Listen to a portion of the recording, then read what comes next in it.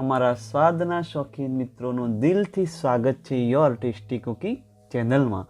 જી હા દોસ્તો, આજે અમે લઈને હાજર છીએ દેશી વાલનું શાક, એ પણ લગ્ન પ્રસંગ જેવું પરંપરાગત। જી હા દોસ્તો, આ પરંપરાગત શાક છે એટલું મસ્ત બનશે કે તમે વારે વારે એને યાદ કરશો।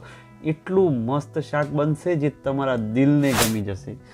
જો અમારો આ વિડીયો તમને ગમે તો લાઈક કરજો અને નવા હો તો સબસ્ક્રાઈબ કરવાનું ભૂલતા નહીં, જેથી આવા અવનવા વિડીયો આપના સુધી પહોંચતા રહે। દોસ્તો, દર વખતની જેમ અમે આ વખતે પણ અવનવી મસ્ત એવી ટિપ્સ આપવાના છે, તો આ વિડીયોને ક્યાંય ચૂકતા નહીં, તે અંત સુધી જોજો જેથી આપને બધી માહિતી મળતી રહે। તો ચાલો શરૂ કરીએ આપણી આ મસ્ત મજાની રેસીપીને। અહીંયા જુઓ, અમે એક વાડકી દેશી વાલ લીધા છે દોસ્તો। રંગૂની વાલ આવે છે, એમાં બે સાઈઝો છે, નાની અને મોટી। પણ અહીંયા જુઓ, દેશી વાલ, એકદમ દેશી વાલ આ રીતના આવે છે, એ બજારમાં મળી રહે છે, એ વાલ લીધા છે। આ વાલને આપણે સૌ પહેલાં પાણી નાખી અને ખૂબ મસળીને ધોઈ નાખવાના છે, જેથી ઉપરનો જે કંઈ કચરો હોય એ નીકળી જાય। બસ 2 થી 3 વાર ધોઈ લેવાના। ત્યારબાદ આને પાણી નાખી અને આપણે 6 કલાક, ઓછામાં ઓછા 6 કલાક સુધી આપણે આને પલળવા દેવાના છે। આ 6 કલાક સુધી પલળી જાય ત્યારબાદ એને આપણે ઓપન કરીશું, અને જો એમાં કોઈ સડેલો દાણો હશે તો ઉપર તરીને આવી જશે, એ કાઢી લેવાનો। અહીંયા જુઓ કેટલા મસ્ત પલળીને તૈયાર થઈ ગયા છે દોસ્તો। બસ આ દાણાને પણ ફરી હજુ 2 વાર ધોઈ લેવાના છે। બસ ધોવાઈ જાય ત્યારબાદ આપણે કુકરમાં સામાન્ય પાણી થોડુંક ગરમ થવા દઈશું। એ પાણીની અંદર આપણે આ વાલને નાખવાના છે। અહીંયા વાલ બાફતી વખતે કોઈ સોડા કંઈ નાખવાની જરૂર પડશે નહીં, કારણ કે ખૂબ પલળેલા છે।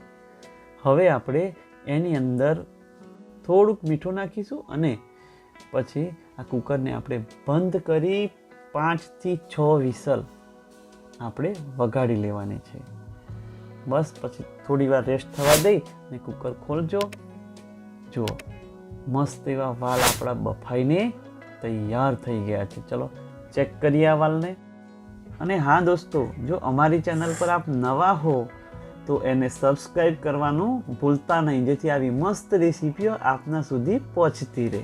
અહીંયા જુઓ, વાલ આટલો મસ્ત એવો એકદમ સોફ્ટ બફાવો જોઈએ, કઠણ રહેવો જોઈએ નહીં। અને આ વાલના શાકના માટે ખાસ ટિપ્સ, અહીંયા 1 મોટો ચમચો અમે સરસિયું લીધું છે, આ બહુ ઇમ્પોર્ટન્ટ છે। જો ના હોય તો તમે બીજું વાપરો। સરસિયામાંથી ધુમાડો નીકળે એટલે અડધો ચમચો બીજું સિંગ તેલ ઉમેરવાનું છે, અને પછી એની અંદર અજમાથી વઘાર કરવાનો છે, યાદ રાખો, અજમો નાખવાનો છે। અને પછી આપણે એની અંદર 2 આખા મરચાં, તજ, લવિંગ, બાદિયા અને તમાલપત્ર, આટલું આપણે વઘારમાં લીધું છે। અહીંયા બીજું કોઈ નહીં, ફક્ત અજમાનો વઘાર, યાદ રાખજો, તો જ મસ્ત ટેસ્ટ આવશે। અને થોડીક હિંગ લીધી છે અને મીઠા લીમડાના પાન। અહીંયા જો તમે આદુ મરચાં નાખવા હોય તો નાખી શકો છો, પણ અમે લીધા નથી। ત્યારબાદ અહીંયા આપણે વઘારમાં સૌ પ્રથમ ટામેટાં નાખીશું, એની ઉપર હળદર, એની ઉપર તીખું મરચું તમારી જરૂરિયાત અનુસાર, અને સાથે સાથે 1 મોટી ચમચી ભરીને ધાણા પાવડર લીધો છે।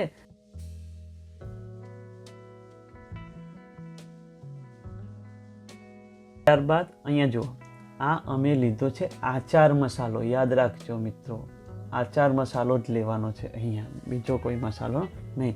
આચાર મસાલો ખાસ ઇમ્પોર્ટન્ટ અહીંયા।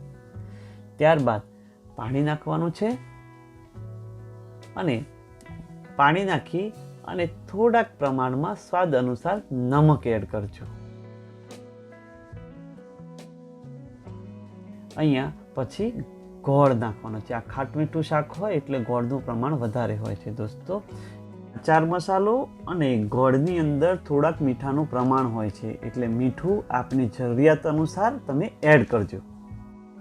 હવે દોસ્તો, આ પાણીને આપણે હવે ઉકળવા દેવાનું છે।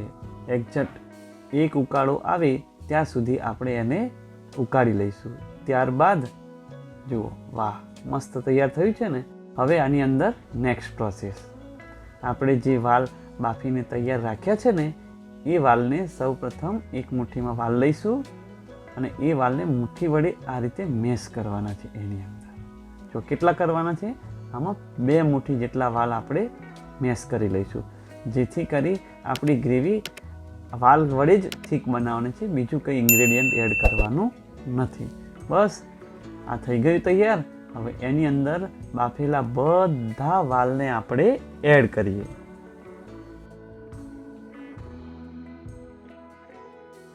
અને બસ બધું ખૂબ સારી રીતે મિક્સ કરી દેવાનું છે. દોસ્તો, આ વાનગી ખૂબ જૂના સમયથી પરંપરાગત છે, એટલે આ વારસો આપણે સાચવવાનો છે. અહીંયા જુઓ, અમે આંબલીને થોડીવાર ગરમ પાણીમાં પલાળી રાખી હતી, એને આપણે હાથ વડે કમ્પ્લીટ કરી લઈશું. હવે આપણે 2 મિનિટ ઢાંકી રાખ્યું હતું, એને ખોલી ને જુઓ ને તો દોસ્તો, વાહ વાહ વાહ વાહ, એટલી મસ્ત, જોતાં જ ખાવાનું મન થઈ જાય એટલું મસ્ત શાક બન્યું છે. અહીંયા જો આપણી ગ્રેવી પણ મસ્ત એવી થીક બની ગઈ છે. હવે આની અંદર એક ધ્યાન રાખવા જેવી બાબત, આ સમયે આપણે અહીંયા જે આંબલી લીધી છે અહીંયા આંબલી જ એડ કરજો, તો જ મસ્ત ટેસ્ટ આવશે. જો આંબલી ના જ હોય તો જ લીંબુ વાપરજો, બાકી આંબલી જ યુઝ કરજો. બસ આંબલી આ રીતે અહીંયા એડ કરવાની છે. અને જો તમને બહુ જ જાડું શાક લાગે તો થોડું પાણી ઉમેરો અને એ પ્રમાણે તમે મીઠું એડજસ્ટ કરી લેજો. અને છેલ્લે અહીંયા થોડોક ગરમ મસાલો. બસ આ બધું ખૂબ સારી રીતે મિક્સ કરી લો. આપણી સબ્જી બનીને હવે તૈયાર છે.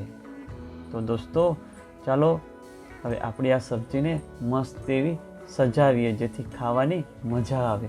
જોજો, હા, આ રીતે કરજો, બહુ જ મજા આવશે. વાહ, શું મસ્ત કલર દેખાય છે આપણી આ પરંપરાગત દેશી વાલના શાકની રેસીપીનો. જોતાં જ મોઢામાં પાણી આવી જાય ને એટલી મસ્ત રેસીપી છે ફ્રેન્ડ્સ. આ તમારા ઘરે જરૂર આ રીતથી જ બનાવજો, ઘરના બધા સભ્યોના દિલને ગમી જશે ને એટલી મસ્ત રેસીપી બનશે. અને ક્યાંય પણ તકલીફ પડે ને તો અમને કમેન્ટ જરૂર કરજો, જેથી અમે તમને સપોર્ટ કરવા માટે હાજર થઈ જઈશું. ફ્રેન્ડ્સ, આવી અવનવી રેસીપી મળતી રહે એટલા માટે અમારા આ વિડીયોને લાઈક કરો અને સબસ્ક્રાઈબ કરવાનું ભૂલતા નહીં, જેથી અમે તમારા સુધી જલ્દી પહોંચી રહીએ. તો ફ્રેન્ડ્સ, મસ્ત એવું ગરમા ગરમ શાક, ફ્રાયમ્સ અને ડ્રાયફ્રૂટ શ્રીખંડ સાથે ગરમા ગરમ પૂરી ખાવાનો લાવો, બહુ જ મોજ પડી જશે દોસ્તો, એટલી મજા આવશે. જાઓ, આના માટેની પ્રિપેરેશન કરો. અમે નવી રેસીપી લઈને તમારા સમક્ષ હાજર થઈશું.